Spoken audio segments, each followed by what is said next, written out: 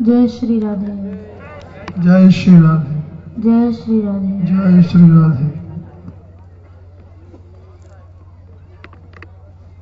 श्री राधा रानी ब्रज सीमा परिक्रमा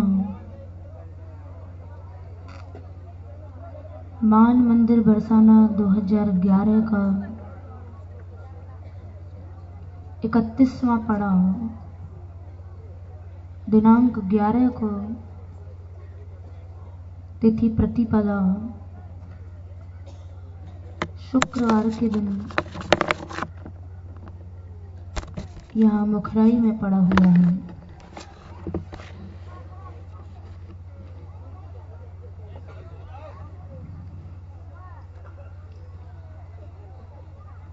आज सुबह हम लोग सुरभि वन से चले थे।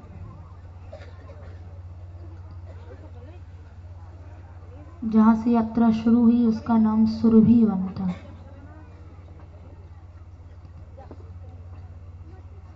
और सुरभि वन नाम होने के कई कारण हैं। एक तो देवराज इंद्र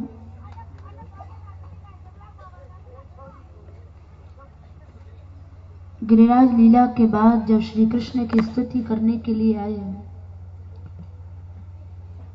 तो वे वहां अपने साथ सुरभि गाय को लेकर आए थे। एक तो ये कारण है। दूसरा कारण वहां गिरिराज जी पर सुरभि गाय चरती थी, इसलिए भी उसका नाम सुरभि वन हुआ। और तीसरा कारण सुरभि कहते हैं सुगंध को।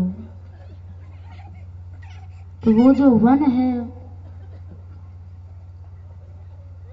वो वन ठाकुर जी के चरणों से चिन्हित और सुगंध से भरा हुआ है, इसलिए उसका नाम सुरभि वन है। जहां से आज हम लोगों ने यात्रा को प्रारंभ किया था। तो सुगंध से भरे हुए आनंद देने वाले उस सुरभि वन को प्रणाम कर लो। सुरभि कृत रम्याय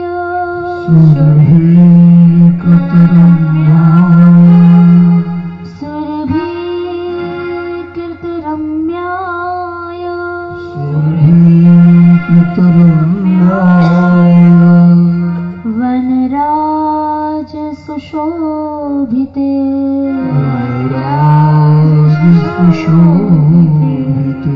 वनराज विभूषिते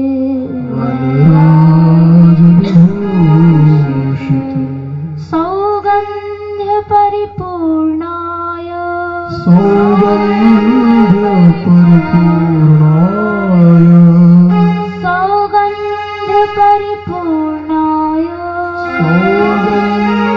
परिपूर्णाय सुरभि मोददायिने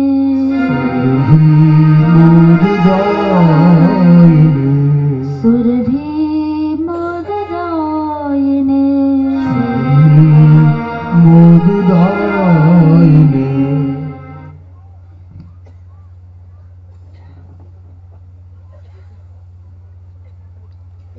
उसके बाद बिलछू कुंड पड़ा। यद्यपि हम लोग वहां नहीं गए थे, लेकिन दूर से ही सबको बता दिया था, सबने दूर से ही दर्शन किया है।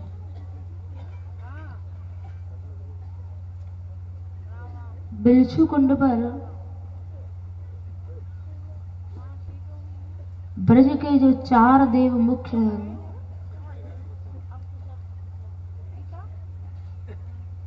श्री केशव देव जी, बलदेव जी, गोविंद देव जी और हरदेव जी, उनमें से श्री हरदेव जी का प्राकट्य बिलछू कुंड पर हुआ था।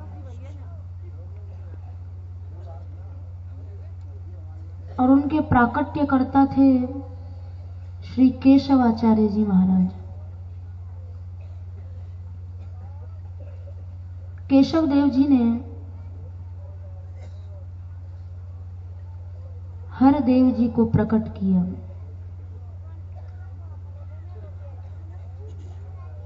केशवाचार्य जी जो थे, इनके पिता थे जिनका नाम मोहन मिश्र था, और जो माता थी उनका नाम भागवती था।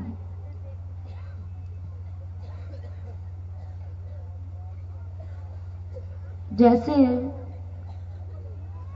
भागवत जी में आता है, कश्यप जी महाराज ने माता अदिति को पयोव्रत बताया था, जिसके प्रभाव से वामन भगवान का जन्म हुआ। जब माता पिता आराधना करते हैं तो उनकी आराधना के प्रभाव से संतान भी दिव्य पैदा होती है। तो मोहन मिश्र जी ने अपनी पत्नी भागवती जी से कहा कि पहले तुम आराधना करो, उसके बाद हम लोग संतानोत्पत्ति करेंगे। और जो व्रत कश्यप जी ने अदिति को बताया था, वही पयोव्रत मोहन मिश्र जी ने अपनी पत्नी भागवती जी को बताया।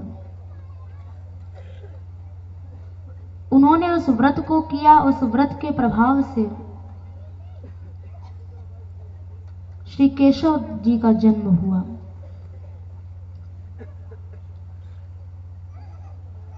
दैवी गुणों से संपन्न ये बड़े दिव्य बालक थे।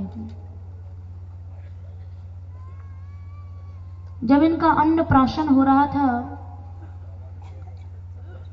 तो इनके सामने खीर रखी गई,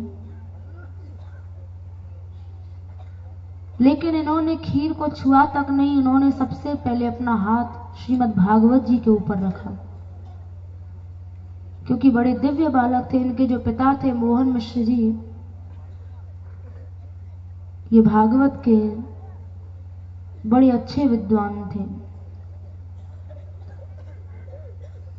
और बाल्यकाल से ही इन्होंने श्रीमद् भागवत जी का अध्ययन किया।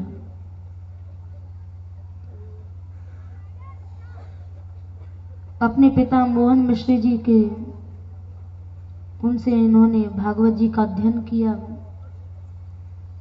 और जब बड़े हुए तो एक दिन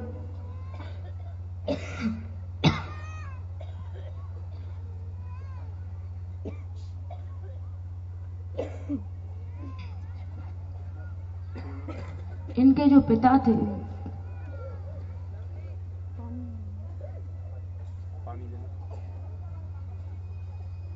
इनके पिता ने केशवाचार्य जी को कहा कि तुम विवाह करो।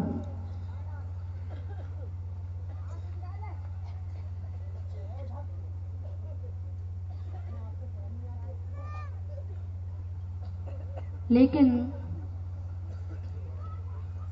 इन्होंने विवाह के लिए मना कर दिया और बोले, पिताजी आपने ही मुझे भागवत जी का अध्ययन कराया, भागवत जी पढ़ाई, और भागवत पढ़ाते समय आपने ही मुझे ये शिक्षा दी थी कि जो प्रहलाद जी महाराज ने कहा था, कौमार आचरित प्राज्ञो धर्मान भागवतानिह दुर्लभम मानुषम जन्म तदप्यध्रुवमर्थनम। तो इनके पिता ने जब सुना तो उनको बड़ा आश्चर्य हुआ।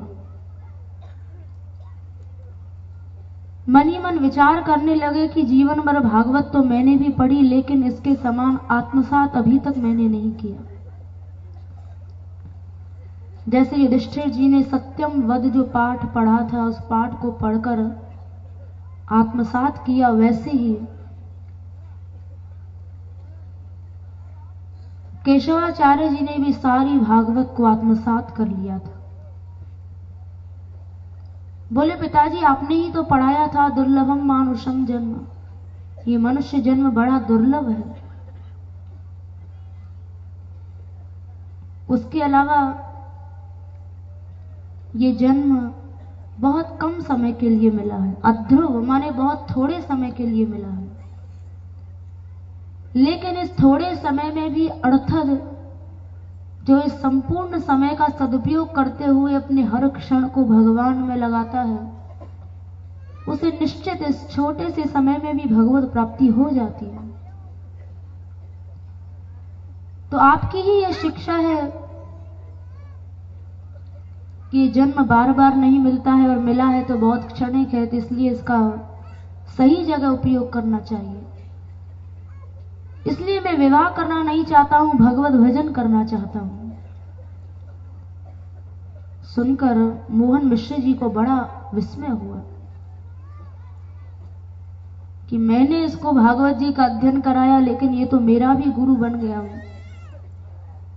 कुछ बोल नहीं पाए क्योंकि उनके पुत्र की सारी बातें सही थी।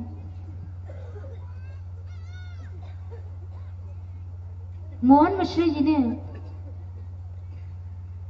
अपने पुत्र को कहा, पुत्र तुमने ठीक कहा है और तुम्हारा जो विचार है भगवत भजन करने का, इसमें मैं तुम्हें नहीं रोकूंगा, लेकिन हर मनुष्य के ऊपर 5 प्रकार के ऋण बने हुए हैं और उन ऋणों से जैसे मातृ ऋण है, पितृ ऋण है, शास्त्र ऋण है, इन सभी ऋणों से तुम तभी उन्मुक्त होगे जब उनकी सेवा करोगे।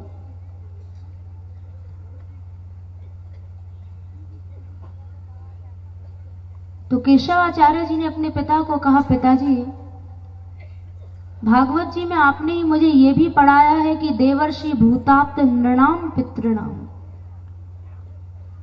न किंकरो नायम ऋणी च राजन सर्वात्मना यह शरणम शरण्यम गतो मुकुंदम परिहृत्य कर्तुम। मैं मानता हूं कि हर जीव के ऊपर, चाहे गरीब है अमीर है, सबके ऊपर, देवता है सम्राट है, सबके ऊपर ये 5 ऋण हैं। लेकिन जैसे देव ऋण है, हमारी जितनी भी इंद्रियां हैं, वो जब इंद्रियों में जो ताकत है, इंद्रियों में जो काम करने की शक्ति है, वो देवताओं से ही हमको मिलती है, तो इसलिए हम लोग देवताओं के ऋणी हैं। ऋषियों के ऋणी है, ऋषि ऋण हम लोगों के ऊपर है, उन्होंने ये सब वेद पुराण बनाए जिनका हम लोग अध्ययन करके हमें ज्ञान होता है।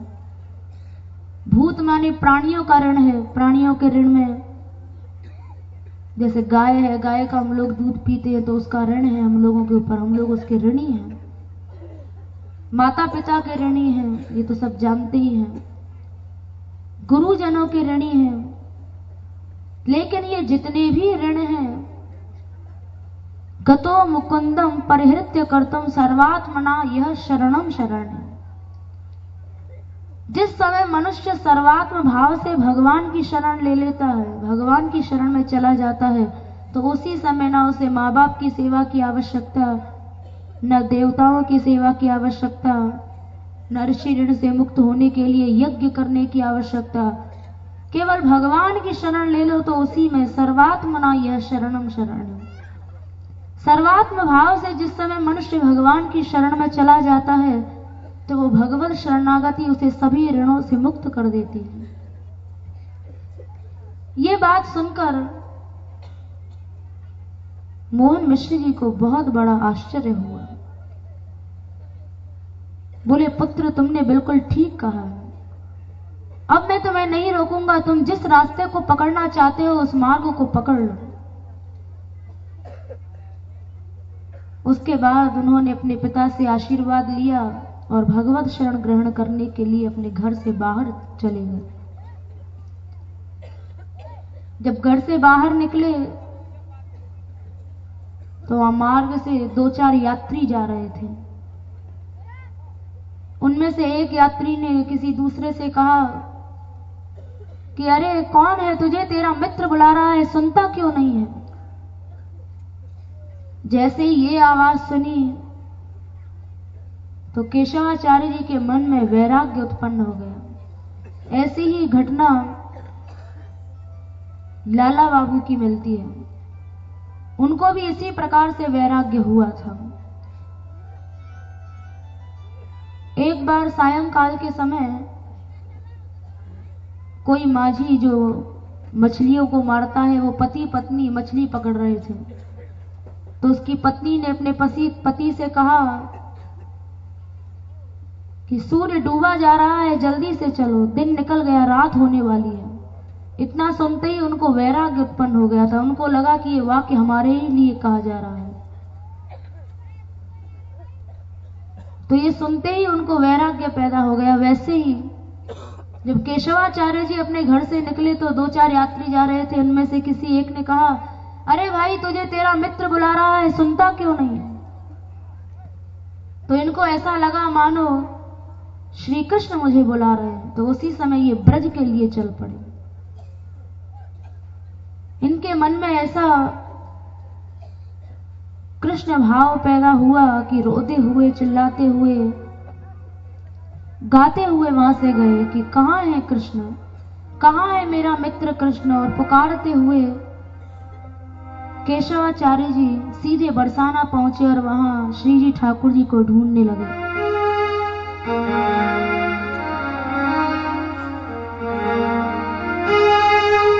पुकारने लगे, रोने लगे कृष्ण प्रेम में, तुम कहाँ कृष्ण, तुम कहाँ कृष्ण, कृष्ण तुम कहाँ कृष्ण, तुम कहाँ कृष्ण, तुम कहाँ कृष्ण, कहाँ कृष्ण तुम कहाँ कृष्ण,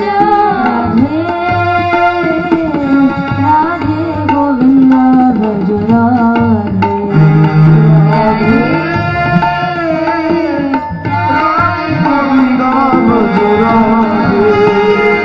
राधे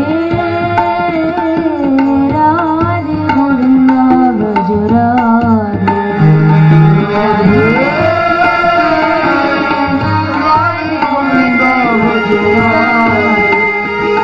आकाश कृष्ण है महत कृष्ण,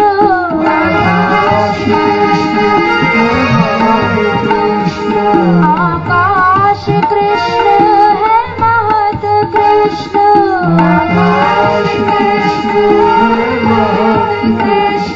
है अहम कृष्ण अव्यक्त कृष्ण,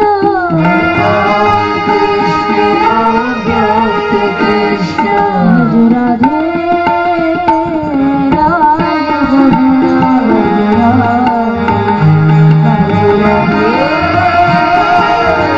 राधे गोविंद भज राधे, राधे राधे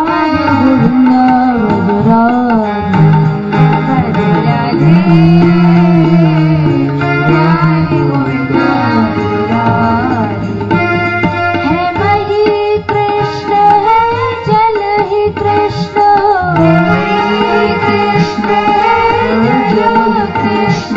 है अग्नि कृष्ण है वायु कृष्ण,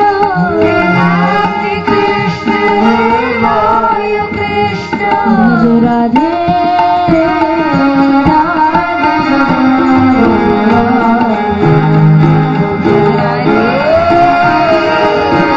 राधे गोविंद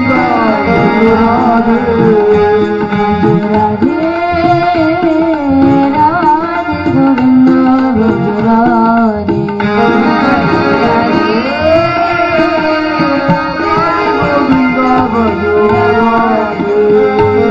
राधे राधे गोविंद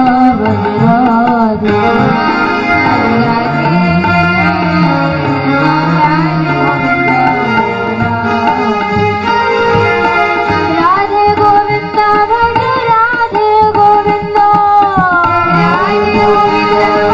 राधे गोविंद भज राधे गोविंद, राधे गोविंद भज राधे गोविंद,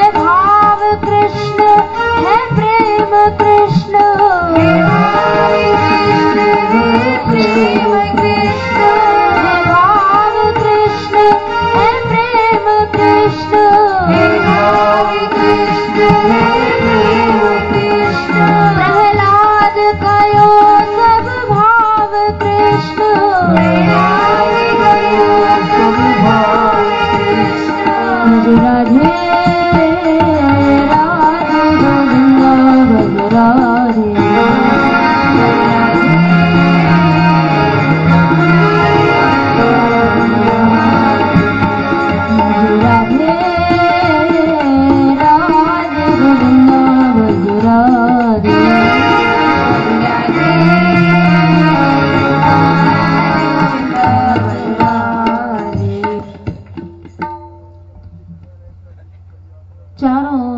ठाकुर जी को ढूंढते हुए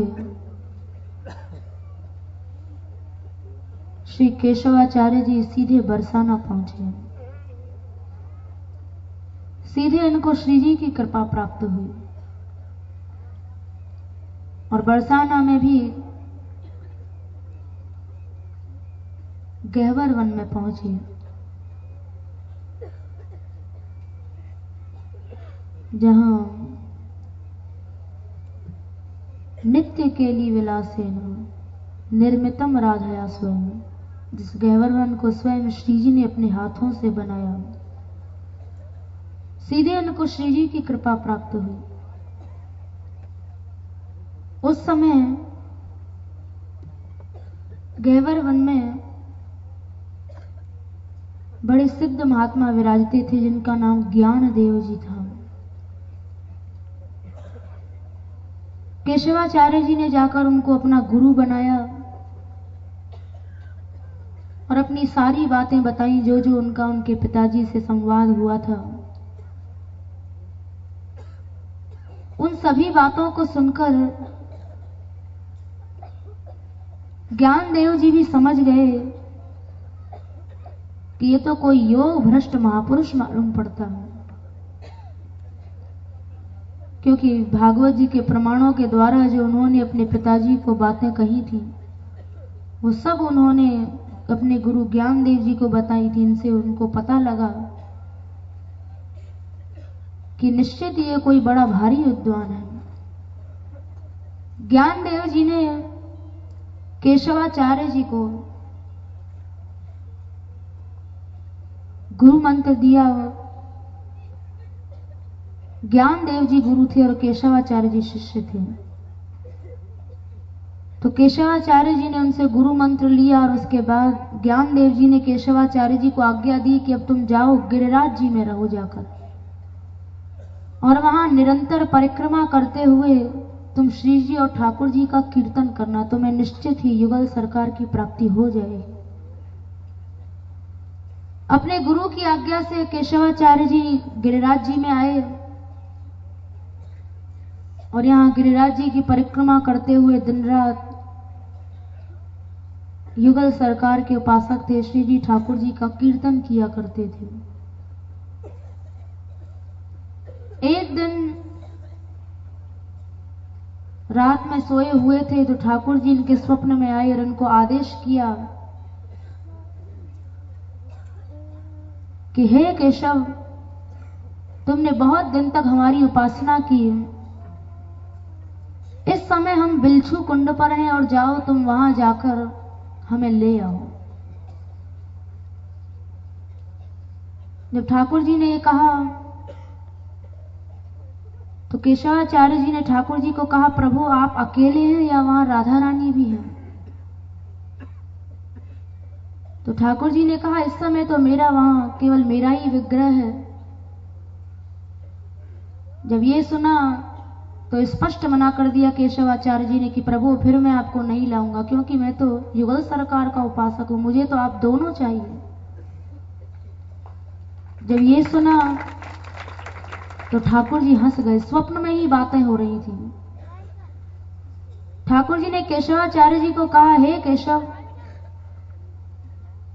हम दोनों तो अभिन्न हैं।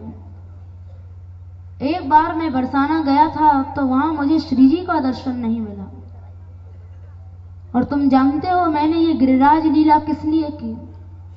ये केवल मैंने श्री जी के दर्शन के लिए ये लीला की। 7 दिन 7 रात लगातार मुझे श्री जी का वहां दर्शन प्राप्त हुआ था। मेरे हृदय में राधा रानी विराजमान है, इसलिए तुम हम दोनों को भिन्न मत समझो। उस विग्रह में हम दोनों का ही रूप है, मेरा भी और श्री जी का भी। इसलिए जाओ और मेरे विग्रह को वहां से लेकर आओ। सवेरा हुआ, नींद खुली, इनको सब स्वप्नादेश याद था। ये बड़े सीधे साधे तो थे ही। इन्होंने सुबह उठते ही वहां जो पंडा पुजारी थे उन सबको अपना स्वप्न बता दिया कि रात में मुझे ऐसा प्रभु का आदेश हुआ कि बिलछू कुंड से जाकर मुझे ले आओ।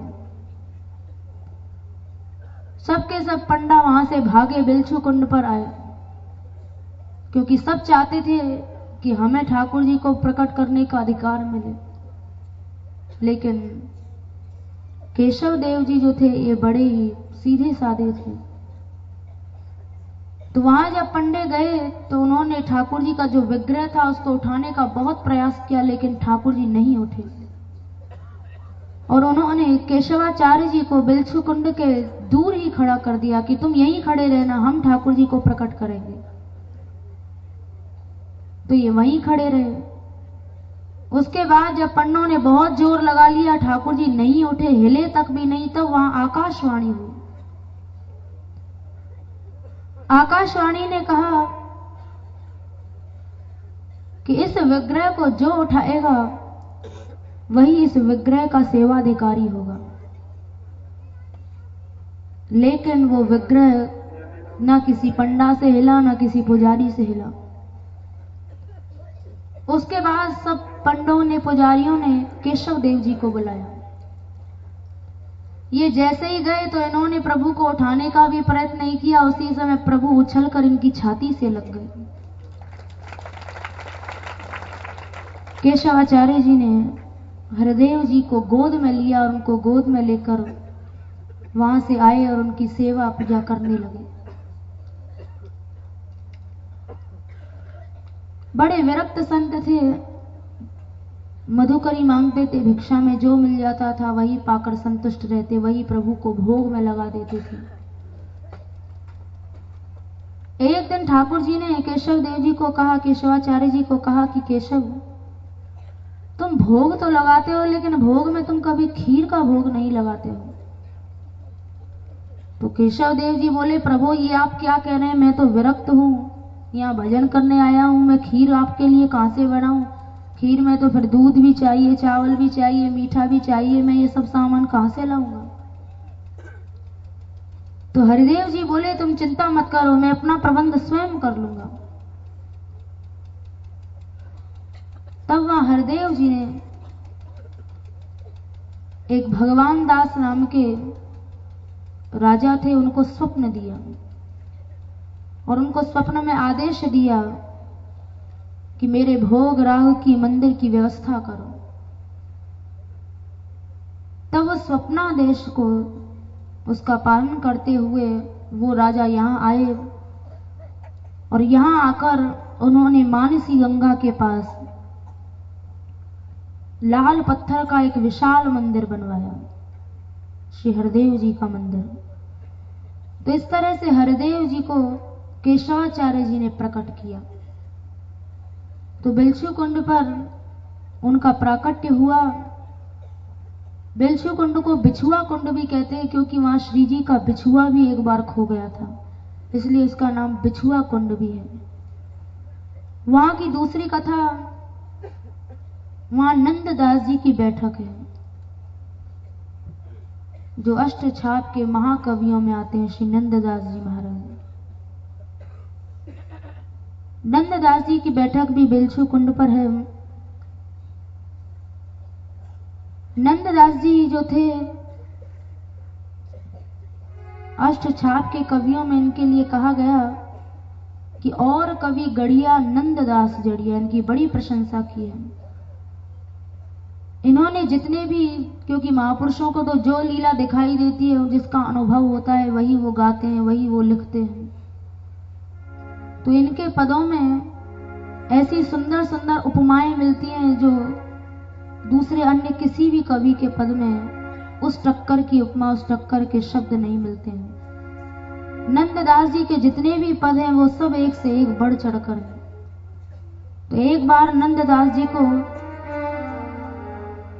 रास का दर्शन हुआ और उसका दर्शन करके उन्होंने उस लीला को अपनी वाणी में लिखा। बड़ा सुंदर पद उन्होंने वहां गाया।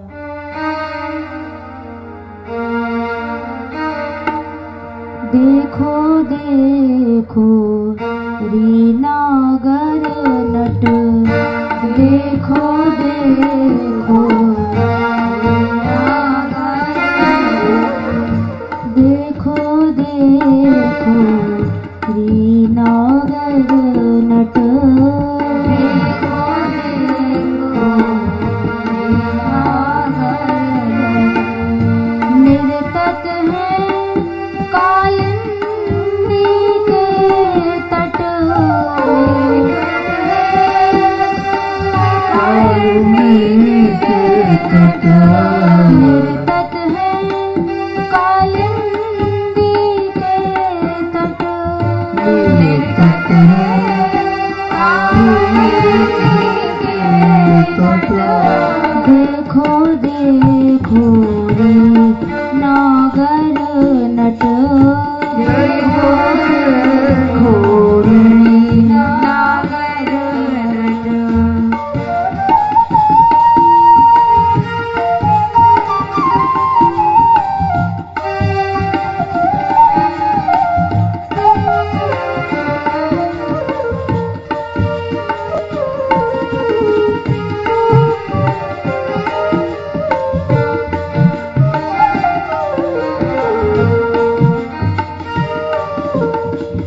गोपिन के मध्य विराज, गोपिन के मध्य विराज, गोपिन के मध्य विराज, गोपिन के मध्य विराज। मुकुट की लटक, लटक, मुकुट की लटक, मुकुट की लटक, मुकुट की लटक, मुकुट की लटक। देखो देखो रीनागर नट,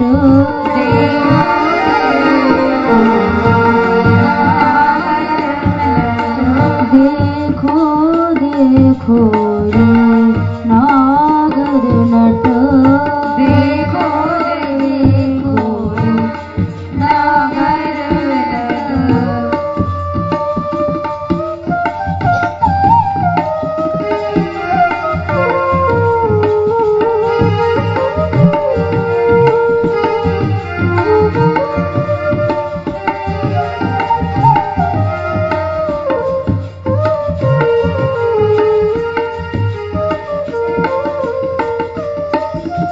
कांचनी किंकिणी कट पीतांबर की चटक, कांचनी किंकिणी कट पीतांबर की चटक, कांचनी किंकिणी कट पीतांबर की चटक, कांचनी किंकिणी कट पीतांबर की चटक।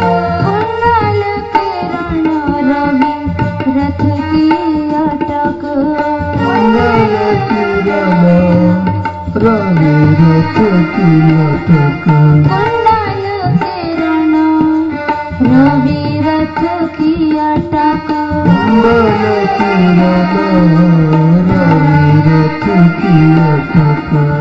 देखो देखो रीनागर नट,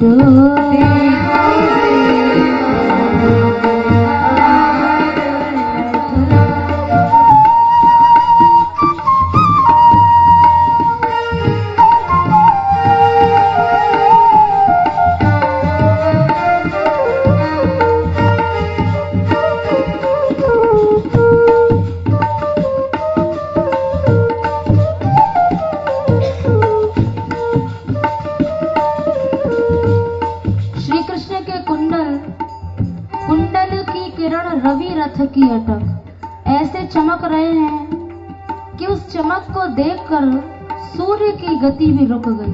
ऐसी उपमा नंददास जी ने दी। ऐसे विद्युत की भांति चमक रहे हैं कि हजारों हजारों सूर्य भी एक साथ प्रकट हो जाएं तो भी वे उस चमक को नहीं पा सकते हैं। तो उस चमक को देखकर सूर्य भी विस्मित हो गया, उसकी गति भी रुक गई, रवि रथ की अटक। ऐसी उपमा नंददास जी ने। आगे कहते हैं, तत थे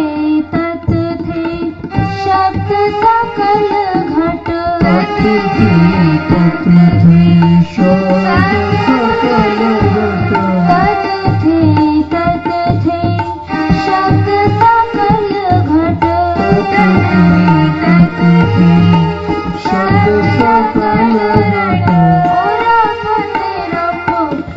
मानो पद की पटक, ओरापति रप, मानो पद की पटक, ओरापति रप, मानो पद की पटक, ओरापति रप, मानो पद की पटक। देखो देखो रे नागर नट,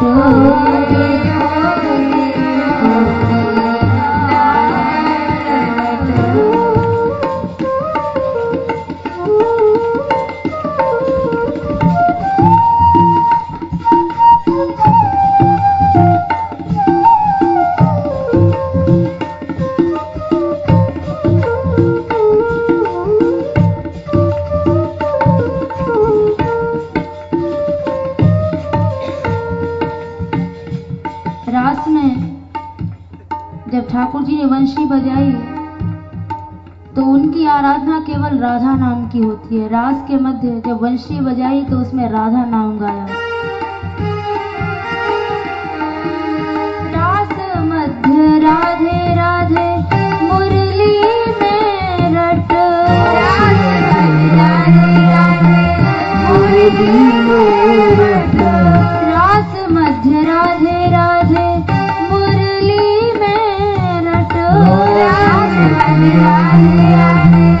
मुरली में रट, नंददास गावे तहाँ निपट निकट, नंददास गावे निकट। देखो देखो रे नागर नट,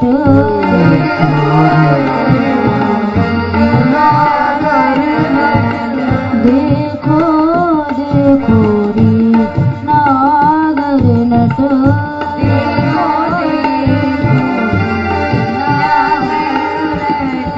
निर्तत है कालिंदी के तट,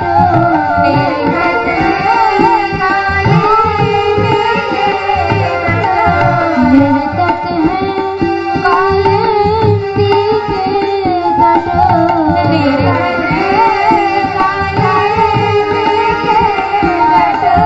देखो देखो रे नागर नट,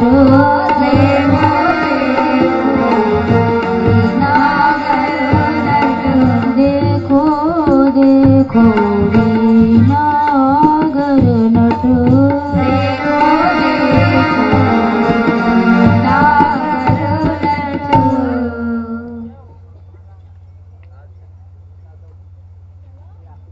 नंददास जी का ये जो रास लीला का पद है, एक बार इस पद को किसी ने अकबर के सामने गा दिया। तो इस पद की जब अंतिम लाइन आई, अंतिम जो लाइन है, नंददास गावे तहाँ निपट निकट, कि जहां ये रास हो रहा है वहीं नंददास जी खड़े होकर इसे गा रहे हैं, वहां पहुंच चुके हैं। तो ये सुनकर अकबर ने कहा कि ये कैसे संभव है, ये नंददास कौन है जिसकी वहां तक पहुंच हो गई।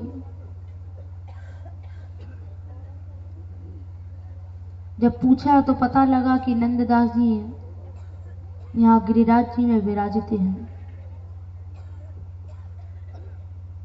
तो जो पुरोहित थे उन्होंने अकबर को कहा कि इसका जो रहस्य है वो रहस्य आपको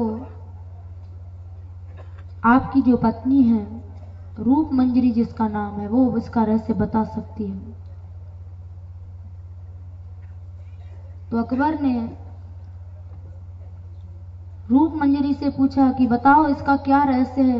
नंददास ने ये पद बनाया, नंददास गावे तहां निपट निकट, कि नंददास की पहुंच वहां तक कैसे हो गई। तो रूप मंजरी जी ने कहा अकबर को कि इसका उत्तर और इसका रहस्य तो आपको वे स्वयं ही बता सकते हैं। ये रूप मंजरी जो थी ये हिंदू राजा निर्भयपुर की लड़की थी। किसी कारण से इनके पिता ने इनका विवाह अकबर के साथ कर दिया, मुसलमानी शासक के साथ।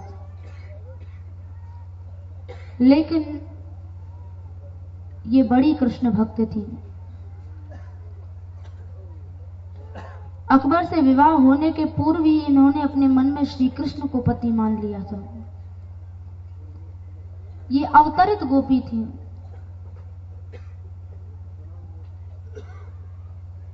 क्योंकि अवतरित परिकर जब ठाकुर जी का पृथ्वी पर आता है तभी इस संसार में भक्ति का प्रचार होता है। जैसे चैतन्य महाप्रभु जी आए तो गौर गणोपदेश दीपिका में सारा जो परिकर था वो वही उसी देश का था। इसी तरह से वाल्मीकि जी, तुलसीदास जी हुए, उद्धव जी महाराज, सूरदास जी हुए, मीराबाई स्वयं एक गोपी थी। वंशी का अवतार थे श्री हरिवंश जी महाराज, स्वयं ललिता सखी हरदास जी के रूप में अवतरित हुई। विठलनाथ जी स्वयं भगवान श्री कृष्ण थे। तो जब अकबर ने रूप मंजरी जी से इसका रहस्य पूछा तो उन्होंने कहा कि इसका रहस्य तो आपको वे स्वयं ही बता सकते हैं। इसका रहस्य पूछने के लिए अकबर यहां गिरिराज जी में आया और यहां उसने मानसी गंगा के पास अपना पड़ाव लगाया। रूप मंजरी जी के अंदर ऐसी अद्भुत शक्ति थी कि वे रोजाना ब्रज में आती थी और यहां से रोजाना अपने देश को जाती थी। अद्भुत इनके ऊपर भक्ति का, अद्भुत इनमें भक्ति का प्रभाव था, भक्ति की शक्ति थी। रूप मंजरी जी के पास अकबर इनके शरीर का स्पर्श नहीं कर सकता था। जब भी अकबर इनके पास जाता, इनका स्पर्श करने की चेष्टा भी करता तो उसके शरीर में दाह पैदा हो जाता था। तो कभी वो रूप मंजरी जी को स्पर्श भी नहीं कर पाया था। तो रूप मंजरी जी भी अकबर के साथ यहां गिरिराज जी में आई। अकबर ने बीरबल को भेजा कि जाओ नंददास को कहो कि वो अकबर से मिलने के लिए आए। तो बीरबल गए, जाकर नंददास जी को प्रणाम किया और अकबर का जो आदेश था वो सुनाया। तो वहां नंददास जी ने कहा जाओ अकबर को कह देना हम 2 दिन बाद आएंगे। तब तक किसी ने नंददास जी को कहा कि अकबर के साथ रूप मंजरी जी भी आई हैं। तो ये सुनकर नंददास जी रूप मंजरी जी को ढूंढने लगे, क्योंकि जानते थे कि रूप मंजरी अकबर के पास नहीं होगी। वो तो एकांत कृष्ण भक्ता है, वो कहीं ना कहीं एकांत में कृष्ण का भजन कर रही होगी। तो वे रूप मंजरी जी को ढूंढते ढूंढते बिलछू कुंड पर पहुंचे। वहां वो अपने ठाकुर जी की सेवा कर रही थी, ठाकुर जी को भोग लगा रही थी। नंददास जी रूप मंजरी जी के पीछे खड़े हो गए और वहां खड़े होकर उन्होंने एक पद गाया, चित्र सराहत चितवती मुर गोपी बहुत सयानी, घूंघट में झुक बदन निहारत अलख संवारत पलक, न मारती जान गई नंदरानी, तारे पर्दे ललित तिवारी बल बल प्यारी कनक थार जब आनी, नंददास तुम सुनो घर लखी और तब ते मुस्कानी। ये लीला नंददास जी ने वहां गाई कि एक गोपी नंद भवन में गई, कृष्ण से उसका अद्भुत प्रेम था, उस गुप्त प्रेम को यशोदा मैया ने पहचान लिया। ये लीला उन्होंने वहां गाई। उस पद को सुनकर रूप मंजरी जी ने पीछे मुड़कर देखा ये नंददास जी खड़े हुए हैं, उनको प्रणाम किया।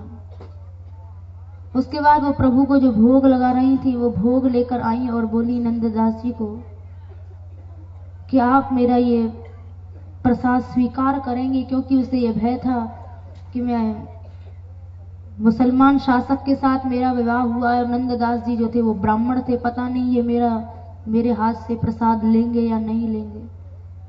तो नंददास जी ने कहा लाओ रूप मंजरी, हम तुम्हारे इस प्रसाद को अवश्य लेंगे, ठाकुर जी का भोग लगा हुआ है और वैसे भी जो इस मार्ग पर चल दिया है तो उसकी जाति पाति क्या देखनी है। उन्होंने उस प्रसाद को स्वीकार किया। उसके बाद रूप मंजरी जी ने हाथ जोड़कर नंददास जी को कहा कि मैं अखंड गिरिराज जी का वास चाहती हूं। ये सुनकर नंददास जी ने कहा तुम चिंता मत करो, श्री कृष्ण तुम्हारी इच्छा को अवश्य पूर्ण करेंगे, तुम्हें अवश्य गिरिराज जी का अखंड वास मिलेगा। उसके बाद बीरबल नंददास जी को लेने के लिए आया और वह मानसी गंगा पर अकबर के पास लेकर गया। अकबर ने वहां नंददास जी से वही प्रश्न किया कि नंददास तुमने जो अपने ये पद में गाया, नंददास गावे तहां निपट निकट, तुम तो यहां हो फिर तुम वहां कैसे पहुंच गए जहां रास हो रहा है। ये सुनते ही नंददास जी ने अकबर को कहा कि इसका उत्तर तो तुम्हें रूप मंजरी देगी। यह सुनकर अकबर को बड़ा आश्चर्य हुआ कि गाया पद इन्होंने है, इसकी स्थिति को रूप मंजरी क्या जाने।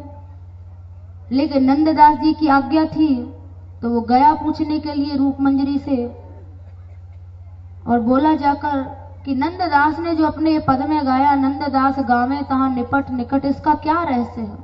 नंददास तो यहाँ है, उनकी वहां स्थिति वहां पहुंच कैसे हो गई। इतना सुनते ही रूप मंजरी जी ने अपना शरीर छोड़ दिया, क्योंकि भक्त तो चाहता ही है कब मरी हो कब देखी हो नैनन नित्य विहार। उसको मृत्यु से थोड़े ही भय होता है, उसकी शरीर उसका भले ही आए लेकिन उसका उसकी जो मन स्थिति होती है, मनोयोग है, वो तो नित्य श्री कृष्ण के चरणों में ही है। तो रूप मंजरी जी ने ये प्रश्न सुनते ही अपना शरीर छोड़ दिया। ये दिखा दिया कि नंददास जी ने जो गाया है उनकी स्थिति वहां किस प्रकार से है। उसके बाद अकबर नंददास जी के पास आया और बोला कि रूप मंजरी ने तो अपना शरीर छोड़ दिया मेरा प्रश्न सुनते ही, लेकिन मैं इसका रहस्य जाने बिना नहीं रहूंगा। इसका रहस्य क्या है नंददास, तुम मुझे बताओ कि तुमने जो ये लाइन गाई, तुम तो यहां बैठे हो, तुम्हारी रास में पहुंच कैसे हो गई।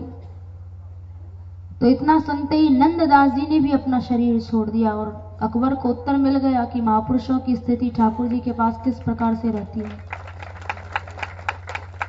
शरीर छोड़ दिया, अकबर को उत्तर मिल गया, क्योंकि जैसे जल में बसे कुमुदनी, चंद बसे आकाश, जो जाके हीरे बसे सो ताही के पास।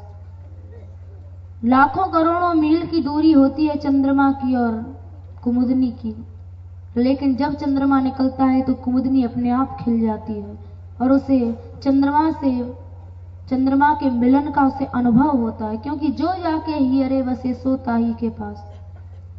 तो नंददास जी ने दिखा दिया कि उन्होंने जो गाया उसका रहस्य क्या था। तो नंददास जी की बैठक भी इसलिए वहां बिलछू कुंड पर है, ये भी आपने संक्षेप में कथा सुनी। उसके बाद राधा कुंड कृष्ण कुंड हम लोग पहुंचे। वहां की जो लीला है वो भी संक्षेप में सुन लो। ये सारा जो क्षेत्र है, ये क्षेत्र इसको आर्ट वन कहते हैं, क्योंकि यहां अष्टासुर रहता था साण के रूप में, जिसे वृषभासुर भी कहा गया, वृषभ के रूप में रहता था। तो एक बार वृषभासुर को देखकर ब्रजवासी बड़े भयभीत हुए, तो ठाकुर जी ने वृषभासुर को समाप्त कर दिया। ब्रजवासी ऐसे गौभक्त थे कि जब ठाकुर जी ने वृषभासुर को मार दिया, अरिष्टासुर को वध कर दिया, और वध करने के बाद जब वो श्री जी के पास पहुंचे तो श्री जी ने कहा कि हे श्याम सुंदर, तुमने गौवंश की हत्या की है, इसलिए तुम हमारा स्पर्श मत करना। तो ठाकुर जी ने कहा, मैंने गौवंश की हत्या कब की? मैंने तो एक सांड को मारा, वो तो दैत्य था। तो राधा रानी ने कहा, भले ही वो दैत्य था, असुर था, कुछ भी था, लेकिन उसका जो आकार था वो गौवंश का था, वो सांड के रूप में आया था। तुमने उसका वध किया है, इसलिए तुम मेरे शरीर का अब स्पर्श मत करना, तुम्हें गौ हत्या लग गई है। तो ये सुनकर ठाकुर जी ने श्री जी से कहा, तो राधा रानी, क्या इससे मुक्त होने का कोई उपाय है? तो श्री जी ने कहा, हाँ है उपाय, जाओ तीर्थों में स्नान करो। तो ठाकुर जी बोले, यदि मैं तीर्थों में स्नान कर भी आऊंगा तो भी ये गोपियां विश्वास नहीं करेंगी, तो ऐसा है, मैं सभी तीर्थों को यही बुला देता हूं। एक एक तीर्थ का आह्वान किया, सभी तीर्थ आते गए, और यहाँ जो श्याम कुंड है उस कुंड में उन सबको आश्रय मिला। उसके बाद ठाकुर जी ने उस कुंड में स्नान किया। स्नान करने के बाद राधा रानी से बोले, अब तो मैं पाप से मुक्त हो गया? तो श्री जी बोली, हाँ, अब तुम पाप से मुक्त हो गए हो। तो ठाकुर जी ने श्री जी को कहा, लेकिन अब आप भी इस कुंड में स्नान करो, क्योंकि मैंने अरिष्टासुर का वध किया तो उसका दोष आपको भी लगा है, क्योंकि मैंने आप सभी ब्रजवासियों की रक्षा के लिए ही उसका वध किया था, मेरा और कोई लक्ष्य नहीं था। तो आपकी रक्षा के लिए उसका वध हुआ है, इसलिए आपको भी वो दोष लगा है, तो आप भी इसमें स्नान करो। तो गोपियों ने मना कर दिया कि वाह, हम इसमें स्नान कैसे कर लेंगे, इसमें तो तुमने अपने पाप धोए हैं, अब तो इस कुंड में पाप ही पाप में, हम कैसे स्नान करें? तो गोपियों ने श्री जी को कहा कि हे राधा रानी, अब आप भी अपना कोई चमत्कार दिखाओ। तो श्री जी ने उसी समय अपने हाथ के कंकड़ से वहां दूसरा कुंड प्रकट कर दिया, जिसे राधा कुंड कहते हैं। उस कुंड में सभी गोपियों ने स्नान किया। तो ठाकुर जी बोले राधा रानी से कि हे राधे, मेरे कुंड में तो पाप ही पाप भर गए, इसलिए मेरे कुंड का तो अब कोई महत्व ही नहीं रहेगा, इसमें कोई स्नान आचमन भी नहीं करेगा। तो आप ऐसी कोई कृपा करो कि जितना महत्व राधा कुंड का है उतना ही महत्व कृष्ण कुंड का भी हो। तो श्री जी ऐसी दयालु हैं कि श्री जी ने उसी समय कंकड़ से, अपने हाथ के कंकड़ से दोनों कुंडों को एक कर दिया। और ठाकुर जी जो भयभीत हो रहे थे कि हमारे कुंड का प्रभाव कहीं कम ना हो जाए, तो ऐसी दयालु है राधा रानी जिनके बारे में कहा,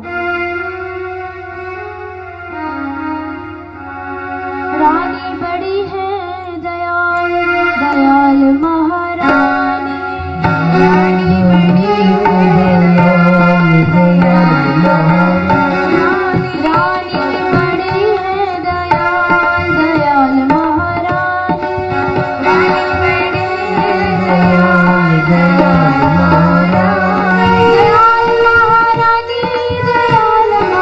महारानी, दयाल महारानी, दयाल महारानी, दयाल महारानी,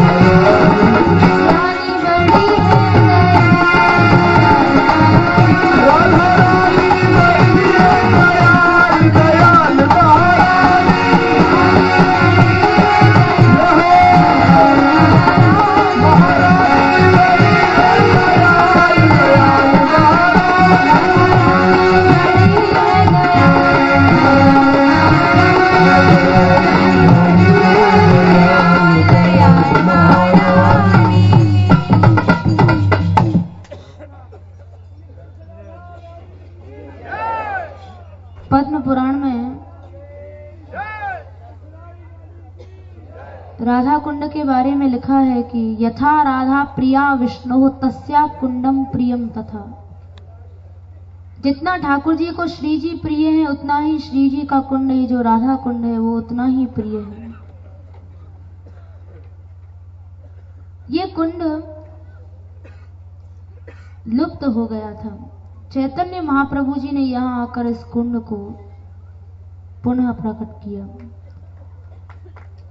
एक बार चैतन्य महाप्रभु जी यहाँ आए, उस समय ये कुंड नहीं था, वहां धान के खेत खड़े हुए थे। तो उस धान के जल में ही वहां महाप्रभु जी ने स्नान किया और कहा कि ये राधा कुंड है, और राधा कुंड का पुनः प्राकट्य हुआ। और इसका जो पूरा निर्माण है वो निर्माण रघुनाथ दास गोस्वामी जी ने कराया था। एक बार बद्री नारायण भगवान ने एक सेठ को स्वप्न में आदेश किया कि जाओ द्रव्य लेकर रघुनाथ दास गोस्वामी जी के पास जाओ।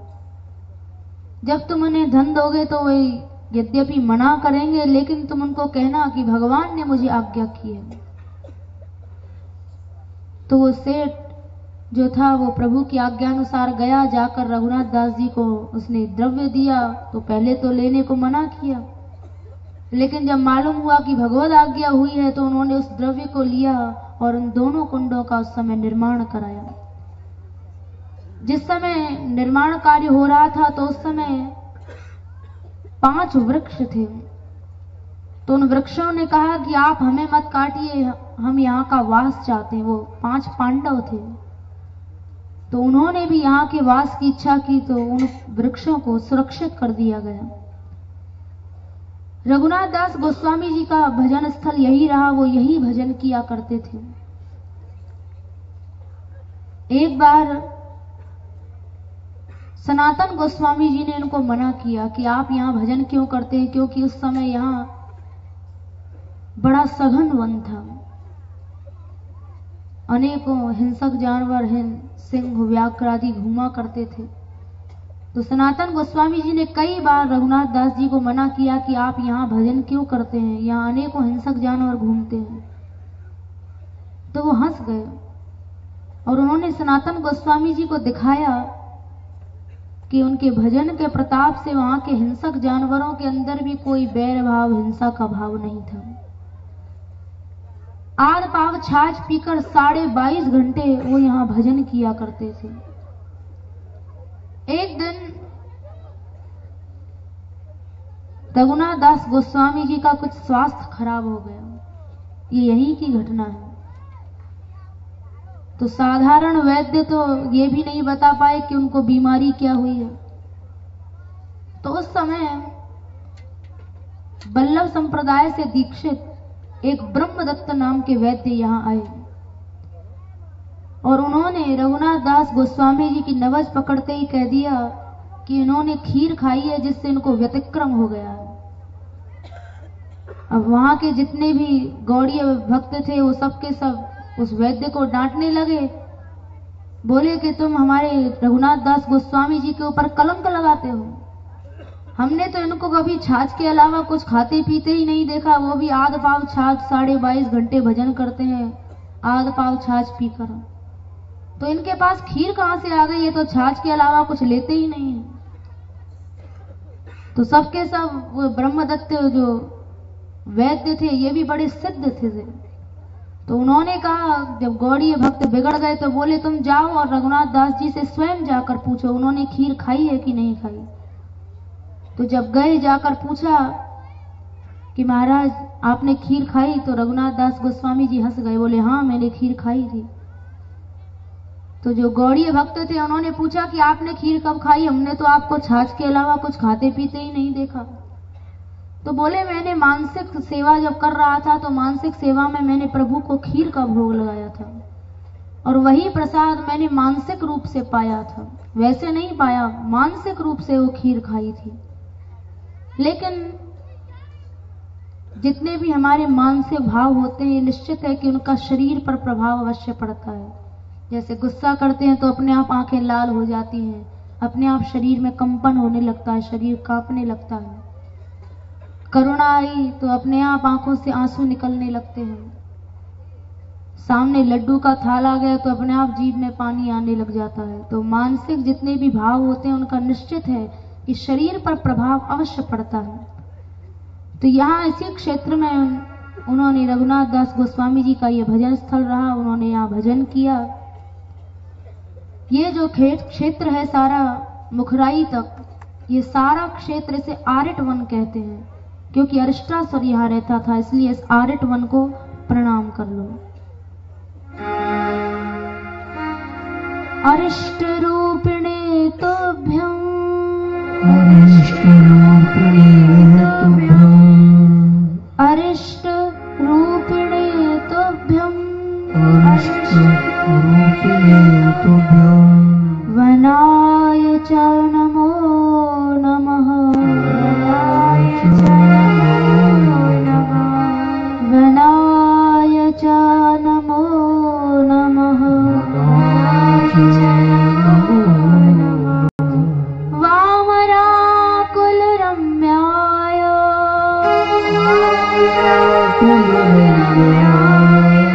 वामराकुल रम्याय,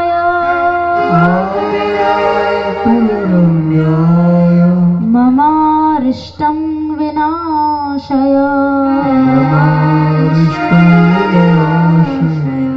ममारिष्टं विनाशय। राधा कुंड और कृष्ण कुंड को भी प्रणाम करें। सर्व पाप हरस्तीर्थ, सर्व पाप हरस्तीर्थ, सर्व पाप हरस्तीर्थ, नमस्ते हरि मुक्तिदा, नमस्ते नमस्ते हरि मुक्तिदा, नमः कैवल्यनाथाय,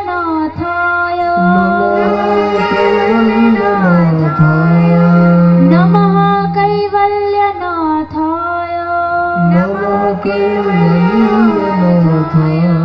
राधा कृष्ण विधायिने, राधा कृष्ण विधायिने।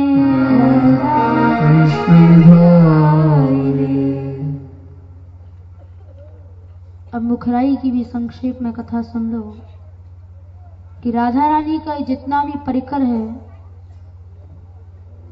ये सब परिकर नित्य है। चाहे उनके माता पिता थे, नानी नाना थे, सखा थे, सखियां थी, ये सब उनका नित्य परिकर है। जहां ठाकुर जी श्री जी जाएंगे उनका परिकर वहां अवश्य जाएगा।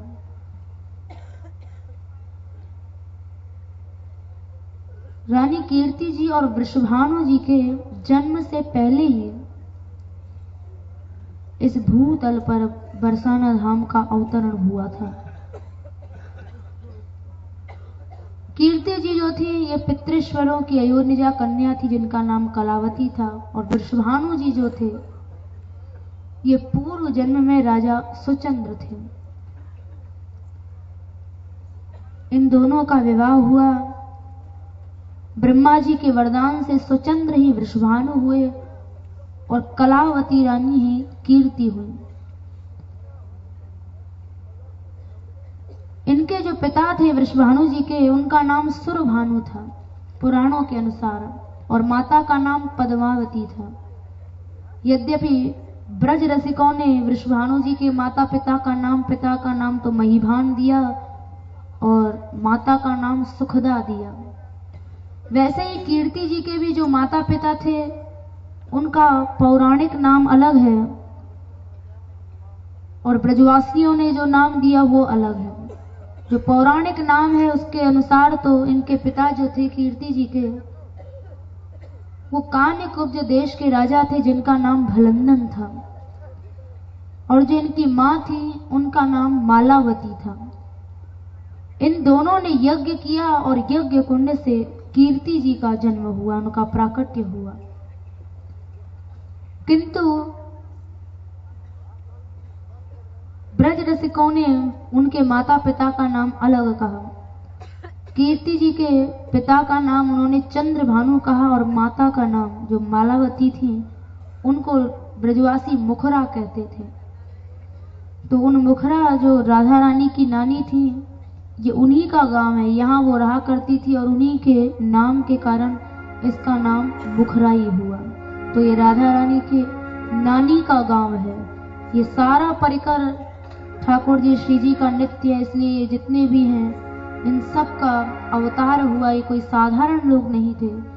ठाकुर जी श्री जी के जन्म लेने से पूर्व धाम का, उनके परिकर का, सबका यहाँ पृथ्वी पर अवतार हुआ। तो संक्षेप में आज के जहाँ जहाँ स्थल थे उनकी आपने लीला सुनी। अब अंत में कीर्तन करना है।